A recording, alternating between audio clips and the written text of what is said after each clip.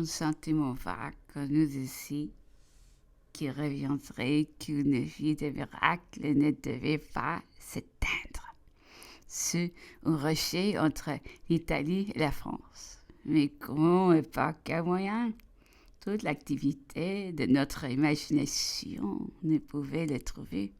Chaque jour, nous comptions les fautes qui faisaient le gouvernement, toutes celles qu'on lui supposait, et cette masse de prévention, des plaintes, des cris violents, dénigrants dans laquelle les ridicules des royalistes et leurs projets insensés étaient mis au jeu avec une ironie si amère. Mais enfin, le peuple s'est contenté de rire et de hausser les épaules. Les soldats obéissaient et les masses paraissaient vouloir rester tranquilles. Comment donc l'empereur pouvait-il se présenter en face d'un gouvernement qui paraissait fort et d'un peuple qui semblait l'avoir oublié? Et voilà que tout à coup, il débarquait en France, qu'il agite tous les têtes et qui son formidable homme jette dans l'épouvante, le battement, tout ce qui commande et tout ce qui les déteste. Les jours, les heures, les minutes étaient comptées. Chaque matin, les journaux pour Léon, les bruits les plus sinistres. Tantôt il avait été pris ou bien il s'était sauvé dans les montagnes. Aucune nouvelle certaine n'arrivait. Notre consternation augmentait sans cesse. J'allais me promener dans le faubourg, que partout les apparences d'une indifférence complète. Le travail, toutes les habitudes du peuple étaient resté les mêmes, mais la police, qui recueillait avec soin les mouvements de la soirée dans les cabarets et les lieux de rassemblement du peuple, était épouvantée des énergiques propos et des projets terribles qui circulaient subitement. On nous est arrêté personne dans les rangs des dernières classes du peuple. Des craintes de faire éclater des émeutes dont les conséquences pouvaient être terribles.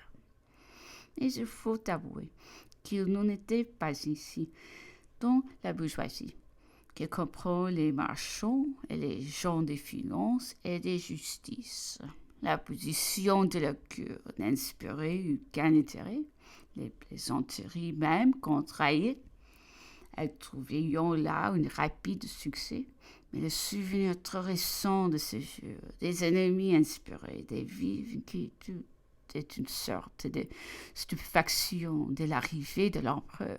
Cependant, excepté quelques jeunes gens qui s'enrôleront à Vincennes comme royalistes, personne ne se présenta pour se battre.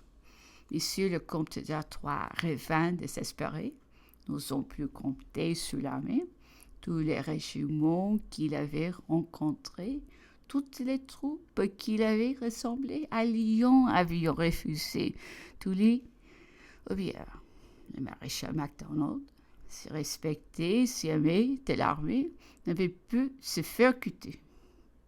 Ce grand homme de Napoléon avait enivré, bouleversé tous les têtes.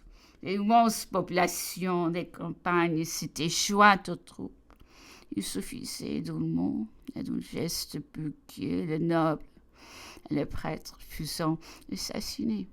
Heureusement, des hommes raisonnables s'empareront du mouvement et seront les diriger uniquement sur Napoléon, qui n'était pas la cause de l'empereur. S'écriait-on de toutes parts, il ne veut pas qu'une goutte de sang soit versée. Les jours avançaient et chaque heure rendait le péril plus éminent. Monsieur D, préfet de police, se furent remplacés par M. Burian. Les amis de l'empereur comprendront ce qu'ils avaient à craindre de Satan, ancien condisciple de Napoléon, à l'école militaire depuis son ancien secrétaire. Il avait été chassé plus des hôpitaux domestiques et à la Restauration. J'étais à cœur perdu dans le Parti royaliste. Il était clair que son choix avait été décidé parce qu'il connaissait très bien les personnes et les habitudes de chacun des amis de l'empereur. Je savais cet homme capable de tout. J'ai tremblé surtout pour Madame la duchesse de Saint-Leu et ses 2 enfants, qui l'on était décidé à mener comme otages.